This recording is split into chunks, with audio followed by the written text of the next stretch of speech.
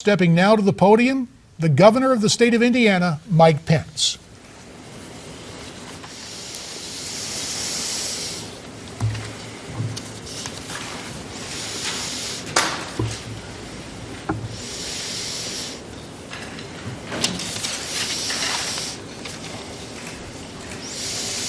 Thank you all for coming. It's been a tough week here in the Hoosier State, but we're going to move forward. Because as governor, I have the great privilege of serving the greatest people on earth, the people of Indiana.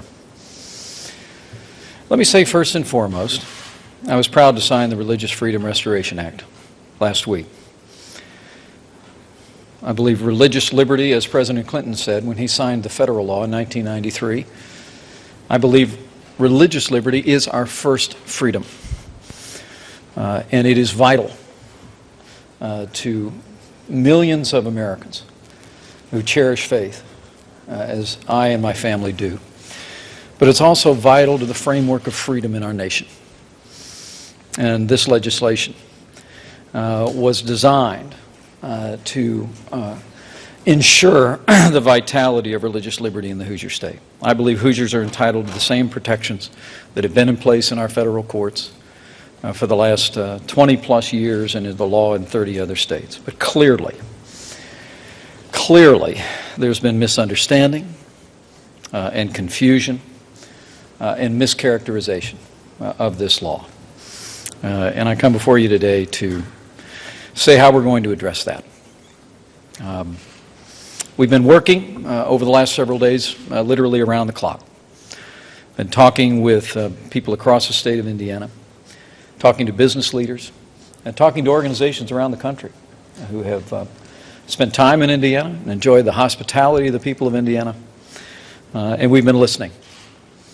Well, let me say first and foremost, as I've said to each one of them, the Religious Freedom Restoration Act was about religious liberty, not about discrimination. As I said last week, had this law been about legalizing discrimination, I would have vetoed it. This law does not give anyone a license to discriminate. The Freedom Restoration Act in Indiana does not give anyone the right to deny services to anyone in this state. It is simply a balancing test used by our federal courts and jurisdictions across the country for more than 2 decades. And let me say on the subject of the bill itself, I don't believe for a minute that it was the intention of the General Assembly to create a license to discriminate or a right to deny services to gays, lesbians, or anyone else in this state.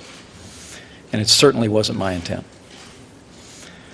But I can appreciate that that's become the perception, not just here in Indiana, but all across this country. And we need to confront that, and confront it boldly, in a way that respects the interests of all involved. Personal reflection for a moment, if I can. I abhor discrimination. The way I was raised was like most Hoosiers, with the golden rule, that you should do unto others as you would have them do unto you.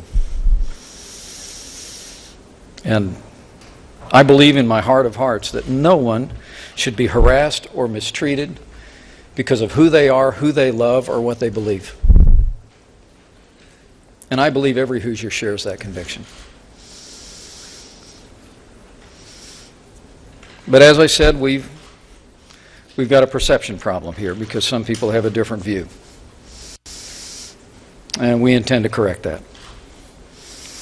After much reflection and in consultation with leadership of the General Assembly, I've come to the conclusion that it would be helpful to move legislation this week that makes it clear that this law does not give businesses a right to deny services to anyone.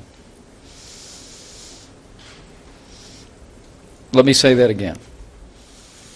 I think it would be helpful, and I'd like to see on my desk before the end of this week legislation that is added to the Religious Freedom Restoration Act in Indiana that makes it clear that this law does not give businesses a right to deny services to anyone. We want to make it clear that Indiana is open for business.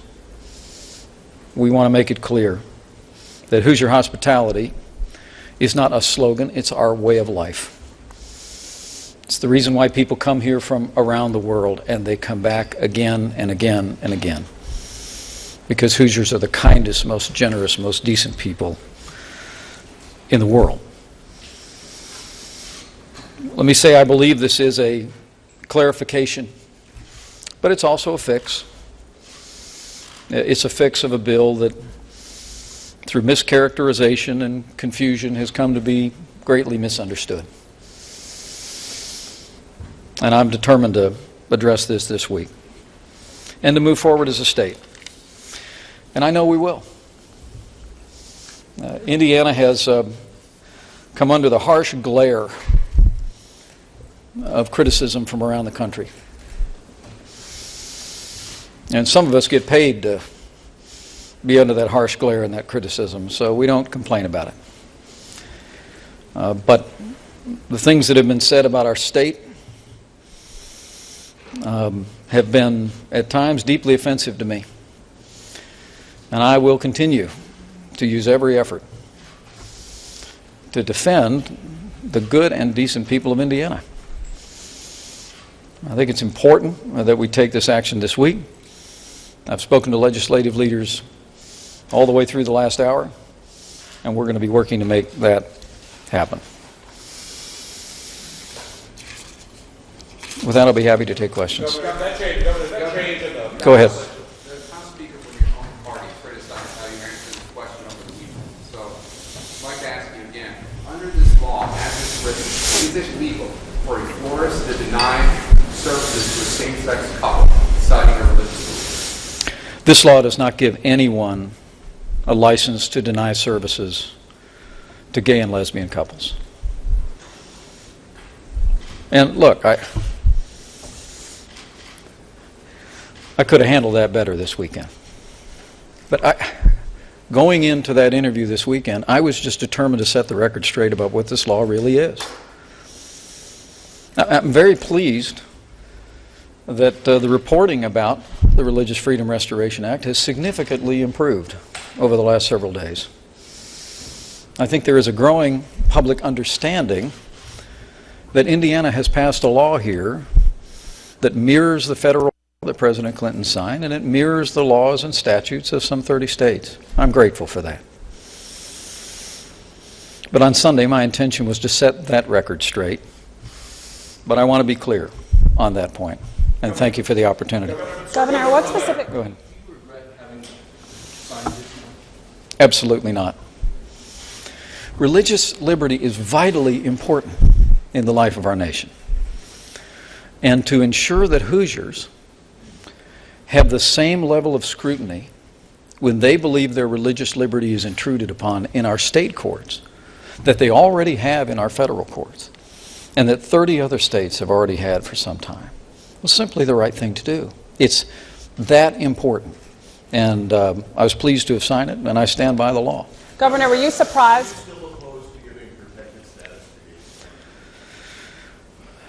Jim, I've never supported that.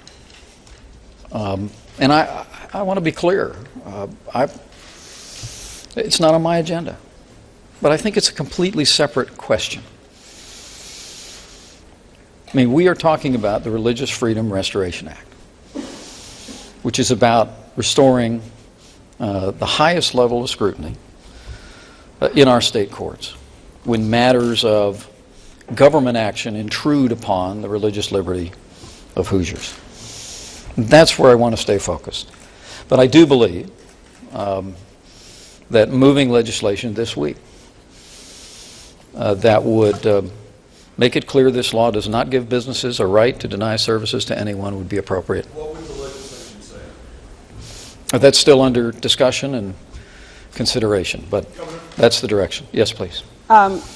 Governor, were you expecting this type of backlash to the law?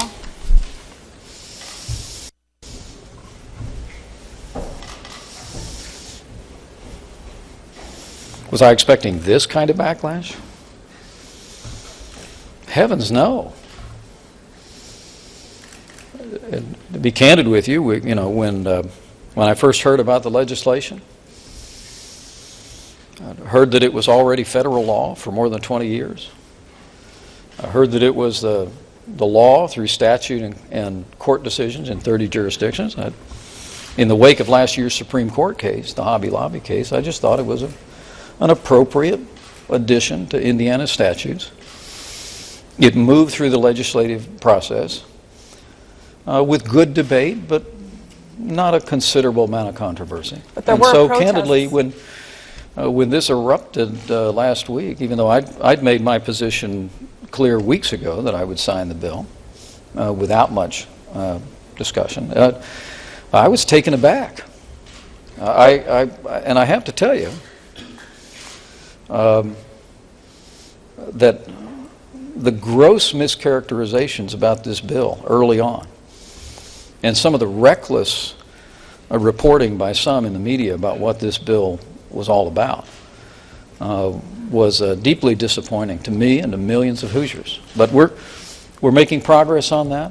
I think we're turning back. I'm grateful for the expressions of support that are being given from around the country, including many in the media that are articulating what this is all about, and we'll continue to move forward on that. On that point, You talk about lawmakers are working out language, trying to find what works.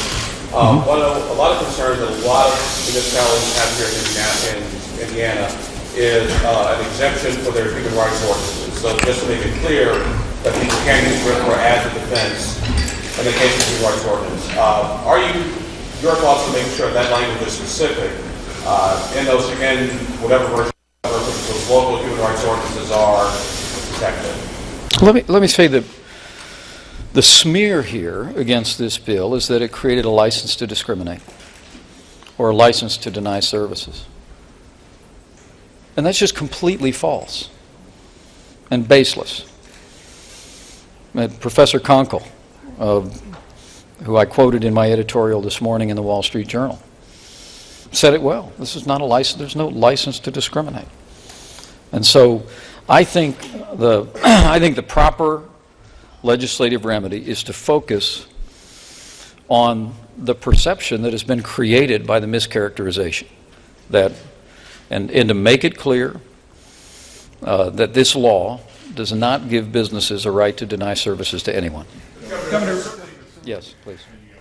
citing the golden rule from Holy Scripture and Hoosier hospitality that he says is more than a simple advertising slogan, Indiana Governor Mike Pence, at the press conference that continues in Indianapolis, says that he would hope the General Assembly, the state legislature of Indiana, would send him this week clarifying language with reference to the new religious freedom law in the state of Indiana. The governor said he was taken aback.